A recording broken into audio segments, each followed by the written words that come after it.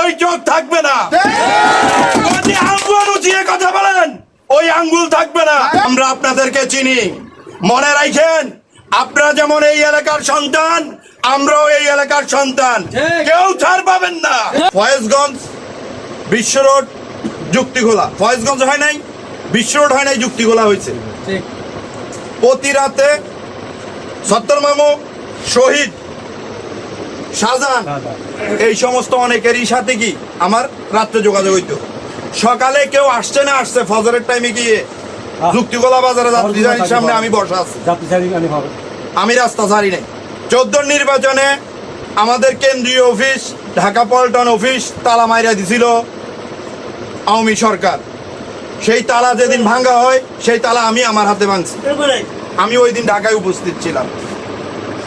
এবং তখন আজকে যাদেরকে আপনারা ভয় পাচ্ছেন, যাদেরকে আপনারা ভয়ের কিঞ্চিত মাত্র আপনারা ভাবতেছেন, তারা আমাদের সঙ্গে থাইকে আমাদের সাথে ফয়েজগঞ্জ যাইতো। যখনই শুনতো আওয়ামী লীগের কেউ আসতেছে, তারা কোন দিকে পালাই গেছে আমাদেরকে রেখে, আমরা তাদেরকে আর খুঁজে পাই নাই, তাদেরকে আমরা খুঁজে পাই নাই। আজকে এখন তাদেরই কথা তাদেরকে ফিরিয়ে দিতে হয়।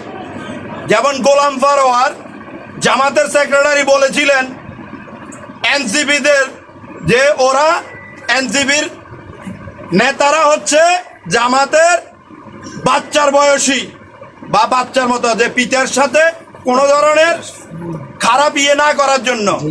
আজকে আমি তাদের উদ্দেশ্যে বলতে চাই, গত 17টি বছর আমরা আপনাদেরকে লালন পালন করেছি, পালিত পুত্র হিসেবে সাবধান হয়ে যান।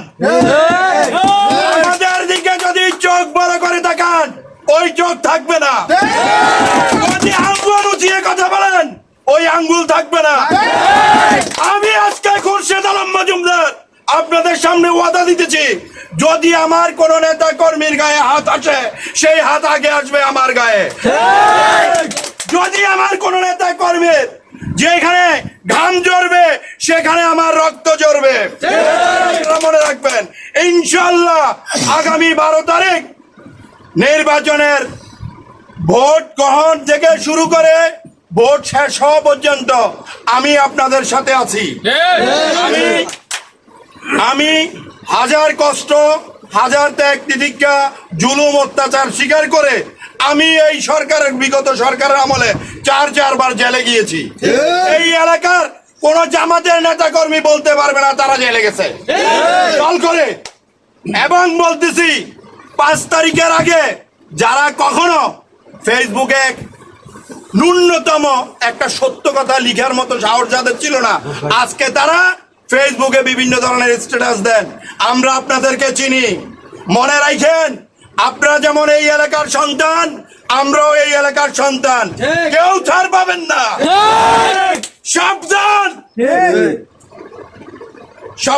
সবাই যে যার অবস্থান থেকে আজকে এই মুহূর্ত থেকে আপনারা আপনাদেরকে একজন মুবাশশির চিন্তা করেন। আপনারা আপনাদের জায়গা থেকে নিজেকে একজন তারেক রহমান চিন্তা করেন।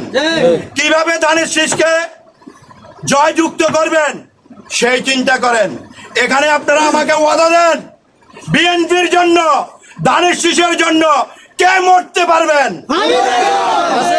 ইনশাআল্লাহ আপনারা যদি মরতে পারেন তাহলে মারতেও পারবেন। ইনশাআল্লাহ 12 তারিখ মুবাশশির ভাইকে জয় করে তারেক রহমানকে এই দেশের প্রধানমন্ত্রী হিসেবে দেখতে চাই। আশীর্বাদ ব্যক্ত করে আমি আমার সংক্ষিপ্ত বক্তব্য এখানে শেষ করলাম। আসসালামু আলাইকুম।